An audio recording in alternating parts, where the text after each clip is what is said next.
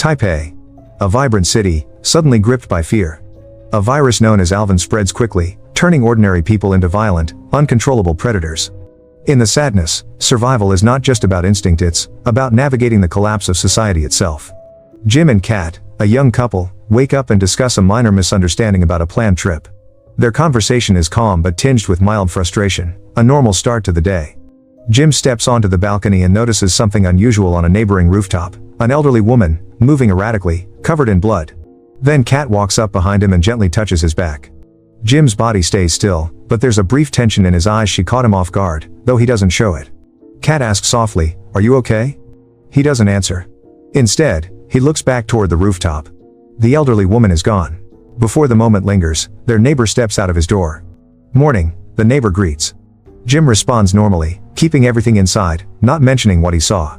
Kat finishes getting ready. He chooses not to say anything. Maybe it was nothing. Maybe he didn't want to worry her. But deep down, something about that woman didn't feel right. As Jim drives Kat to the train station on their moped, they pass a street scene that stops them. Police tape flutters, a crowd is gathered, and signs of sudden violence are everywhere. Kat notices the tension in the air, the fear on people's faces. Jim drops her at the station. They exchange a glance of quiet concern, knowing the city feels different than just a few hours ago. Jim continues to a cafe, hoping for some calm, but the city is already showing its darker side. At the cafe, Jim tries to relax with a coffee. Then, the elderly woman from earlier enters. Her movements are jerky, unnatural. She attacks the patrons, creating chaos. Chairs fall, people scramble, and Jim realizes that what he's seeing is beyond ordinary violence. He slips out of the cafe quietly, heart racing, as more infected appear on the streets outside. The city is unraveling, and Jim understands that survival will demand more than luck. It will demand quick thinking and courage.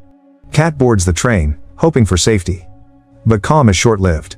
An infected man begins attacking passengers, spreading fear rapidly. Kat offers her seat to a woman named Molly, showing empathy amid the chaos, but the violence grows. Together, Kat and Molly flee the train, running through the station as the infected pursue them. A timid employee named Kevin closes the station entrance behind them. Kat is forced to confront that in this new world, safety is temporary and trust is fragile.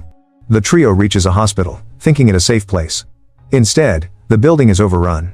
Panic spreads among patients and staff. Kat watches the chaos, trying to stay calm. Molly is placed in a wheelchair for treatment. The virus has destabilized not only the city but social norms, leaving morality in question. In the maternity ward, virologist Alan Wong explains the virus. It connects the brain's limbic system, making victims aware of their violent impulses but unable to resist them.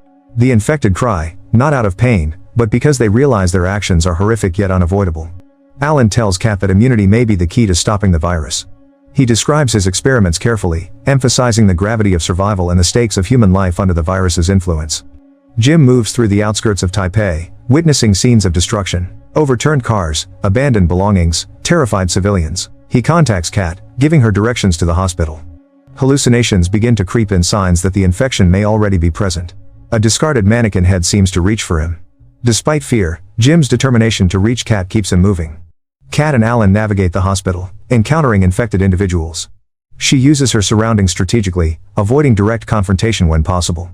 Alan warns her that immunity may determine the virus's fate. Every hallway, every corner is tense. The infected are unpredictable, and survival requires calm decision-making, quick reflexes, and careful observation. Kat remains focused, knowing that one mistake could be fatal. The final chase brings them to the rooftop. Jim arrives, infected. Alan is fatally injured during the struggle. Kat must make decisions in seconds, balancing strategy and instinct. The city below is chaotic, the night sky lit with distant fires and sirens. Each sound signals danger, each movement could mean death. Kat navigates carefully, staying alive amid the relentless threat. Kat's fate remains uncertain as she disappears through a rooftop door. The sounds of chaos echo behind her. Jim, fully infected, sits mortally wounded against a stairwell gate, a quiet, chilling smile on his face. The virus has changed everything. Taipei is no longer the city it once was. Humanity's fragility is laid bare, leaving viewers to ponder what survival truly means when society itself collapses. The sadness is more than a horror movie, it's an exploration of instinct, chaos, and the thin line between control and madness. If you survived this recap, you've witnessed the dark heart of humanity under pressure. Subscribe for more recaps of intense, terrifying movies, and hit the bell icon so you never miss a chilling story.